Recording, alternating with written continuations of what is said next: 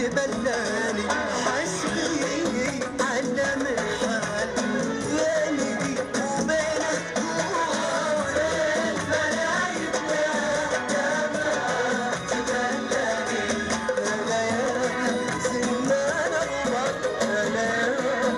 performance name is Scherazad. I grew up in Pennsylvania in a very small town of 1,500 people.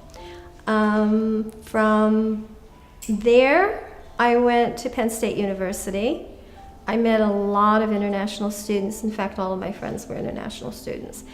And I was at the age that most of them were graduate students, and when they graduated, they were all going home.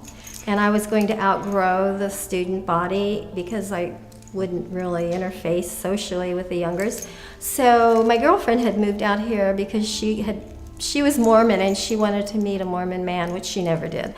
And so I came out here as a result of that. I was trying to decide whether I wanted to go to San Francisco, New York, or Los Angeles. And I chose Los Angeles because she was here.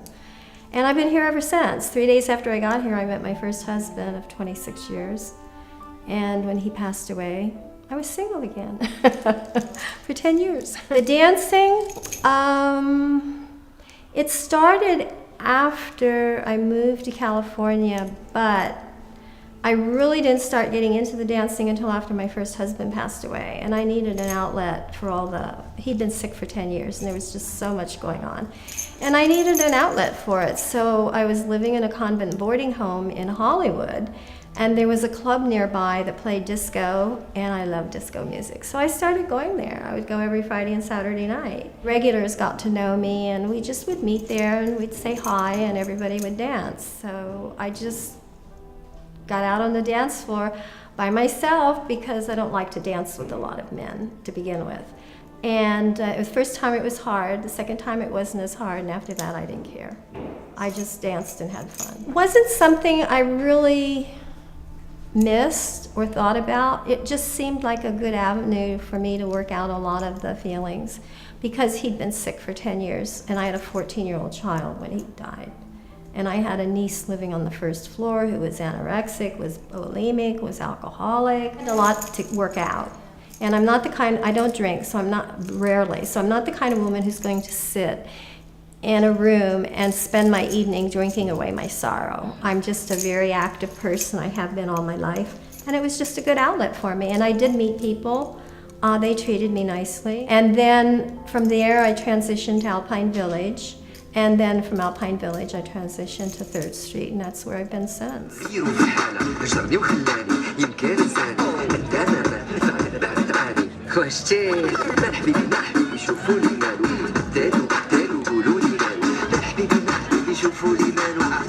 I'm into my 7th year at 3rd Street. The first few times I went, I was doing ballroom, because I dance ballroom by myself. It doesn't matter what it is, I do it by myself.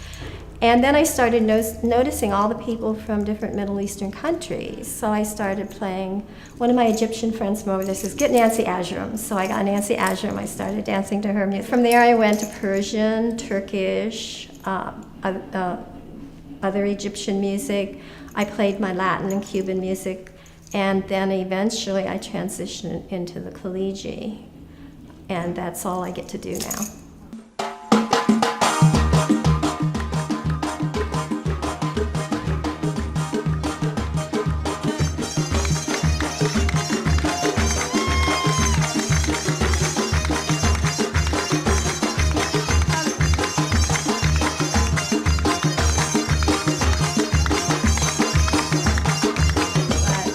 About all the music that I danced at that time, and I started to attract the Persian people, the Armenian people.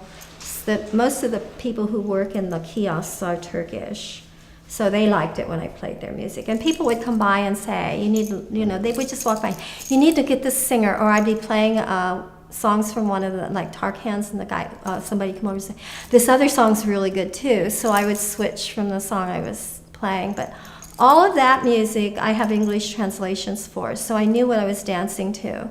And once I know what I'm dancing to, I can get into the acting part of it, because to me, that's as important as the dancing, what you project, and then people know you know what you're dancing to.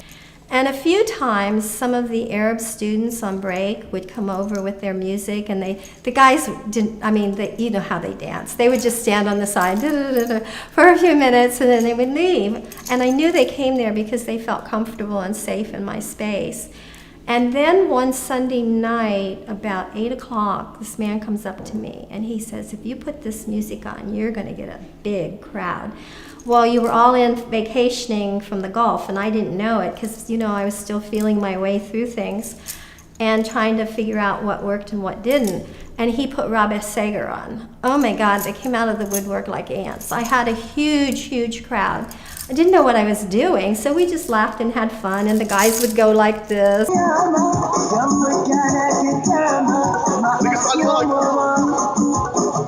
I found out who some of the good singers were, like Hussein Al-Jazmi, Rabbi, Mohammed Abdu, and some of the others. And so I went home that week, and I researched on YouTube the Khaliji. I didn't like what I saw with the women. The professional dancers are rehearsed. There's no emotion, no real feeling. It's just a performance. So I said, that's not what I'm going to do. So I downloaded Rabbi Seger and some of the other singers. I went that next week, and I could have bombed so badly. I started dancing to the Khaliji music, and of course I put Rabbi Seger on right away.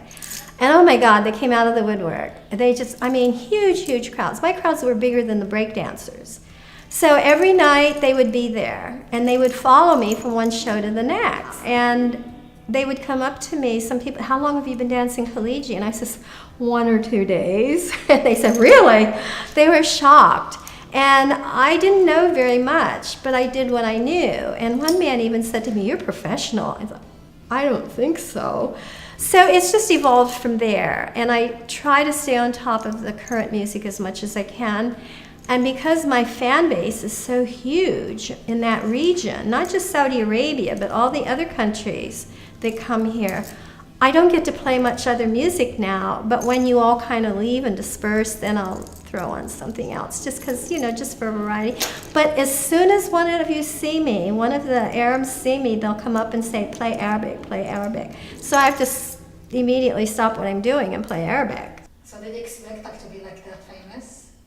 No, I wouldn't have even dreamed of it. Are you kidding me? I can't even fathom what that fan base is out there, because they tell me I'm known all over the Arab world. It's become a very enriching experience for me because I've studied history, cultures, because I try to show respect. I try to make them see that I'm not just playing music for the sake of playing music and maybe making some money. I'm trying to play the music to show that I have some knowledge and that I respect the cultures. And I know a little bit, not a lot, but a little bit about the countries.